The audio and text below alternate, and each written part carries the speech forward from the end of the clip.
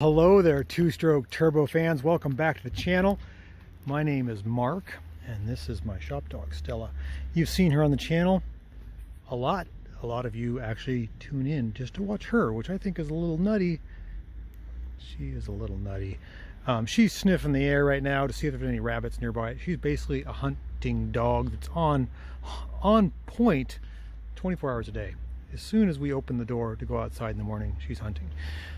Crack the door 1 inch, her nose goes out, and she's sniffing the air for something good to chase. That's Stella. That's what she's doing. She's enjoying the mild climate here in Portland, Oregon. It's 55 degrees in the middle of May. What are we doing? We're not working on a car today. We got our digger tore apart, and for good reason too. This thing, I don't know, love it or leave it. It's got 30 hours on it. It's been pretty good. I haven't had a lot of issues, but oh, well, I have had a few issues. Tracks pop off. They have a terrible design.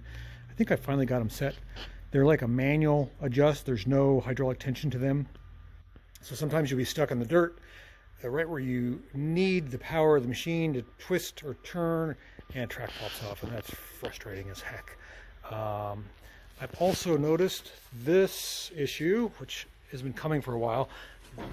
This is a Greasable Xer here, and I think this is too, yeah. But if you watch, I'm going to grab the bottom of the blade here.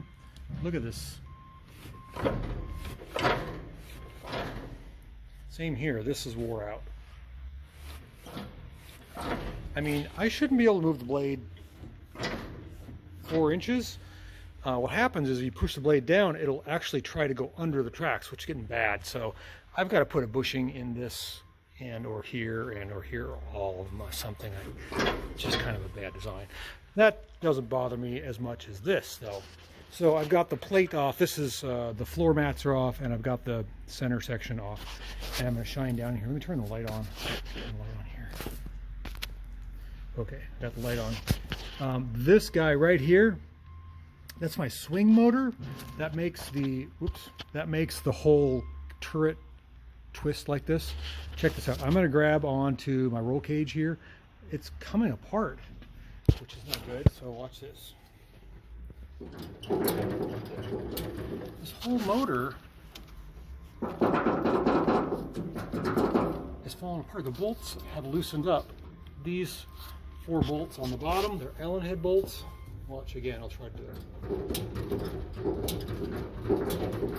it. So I don't know what's going on there, why that's loose, but that's no bueno. I got to fix that. So I'm going to pull those bolts out. I did service this machine a year ago. New hydraulic fluid, changed the oil. I put on a hinged thing for the back. I might change the oil in the engine. I haven't changed the oil in what, 30 hours, so I'll probably do that, and I got to fix that. So that's what we're in for today. Other than that, it's been beautiful. It's been running fine, except for every now and then blowing a track off. I did split one track, but I think that was my fault. I had them too tight. So I don't know. It's kind of fun. It's moved a lot of dirt for me in 30 hours. But every now and then, I just want to pet my dog. Pet my shop dog, Stella. Oh, you still got your winter coat on, and summer's around the corner. You're going to be so hot, you're going to start shedding like crazy. Okay, so working on the excavator here, I was able to take those bolts out, put some red Loctite on them, and get them back down in there. And now my motor is tight. I'm going to grab onto my roll bar here, and you can see no more flopping around. Tight as a drum. Then we're working our way to the back here. I've got my swing gate modified. This was not like this when I got the machine. I unbolted this fixed rear end. I put a couple of hinges on here, upper and lower. They're boat hinges. They're stainless steel, and then a latch here at the front, so I can swing this out of the way completely, and I can get in here to work. I can check my oil. Right now I'm changing my oil. You can see I got the drain plug out, and I've got a bunch of dirty oil in my pan. So I'm going to service this thing once a year. I think it's worth it. I use it a lot. So that takes care of that. And then we're moving to the front, and one of the bushings, or one of the bushings. This is the bolt that was in my blade hydraulic cylinder, and there was a ton of play. I made this bushing out of conduit It's metal conduit. I think it's 1 1/4. Looks like this.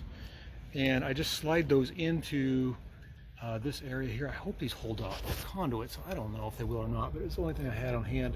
I'm going to push this one in like that. Just squeeze it, and it should go. Yeah, it's going to go in there like that. And then my bolt will go in like that. It'll take up all that slop. The cylinder itself doesn't have slop, but the part of the machine does. So that should take care of that. I think I'm going to make some for this one as well. And that way my blade will not... It's the weirdest thing. I can't lift it high enough, and if I go up a dirt ramp, I get stuck because I can't lift the blade high. It's just going to be a lot better. And then if I use my blade, it goes down too far. It almost tries to run over. The machine tries to run it over, so I got to fix that. So the bolt is not too worn, but bigger stuff. So I think we're on the path of resurrection here. I'm also going to grease these fittings again. These aren't too wore out. I think that's pretty normal. But I'm really glad I got the center turn motor that fixed, and these bushings is going to help a lot. I'm really going to enjoy using my machine, making it pay for itself, although it already has. I complain about this thing, but it's actually a pretty cool little digger. 39.6 hours.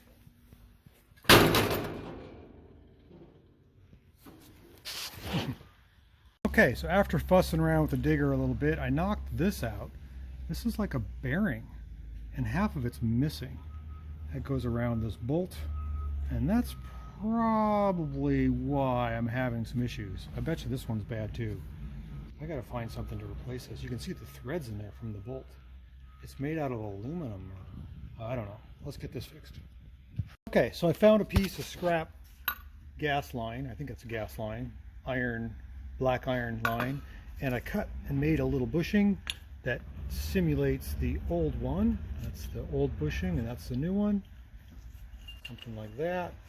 And I think I can get my bolt through there, a little massaging, and it fits right into my hydraulic cylinder. I think that's going to work. I'm going to open this up a little bit so the bolt goes through easier, and we'll stick it in there. I think I need to make another one for it down here. Right, so we fabricated 3 new bushings, a conduit bushing for the outside of the rig or the machine, and then an iron bushing for the center of the hydraulic. And if I grab onto this, it still has some play, but most of the play is at this one now. So I'm going to do the same thing for this end of the hydraulic. I bet you it's got that special like clamshell bearing that's wore out as well. This is all greased with marine grease, then I'm going to re-grease it with the needle there, and there's a gap in the bushing, so the grease should flow to every place it needs to go, and this shouldn't happen again. So we've got some good work done on the machine. It's just that we end up working on the machine all day instead of actually using the machine. That's what gets me. If only it didn't need so much work. Okay, so we got the last one out. You can see how much play there is in the bucket, or I should say the blade. Not so much in the hydraulic cylinder. It still has somewhat of a bushing left. But check this out. These things are... I'm going to have to make bushings for those too. Always something. I'm going to work on this thing forever. I'm never going to use it.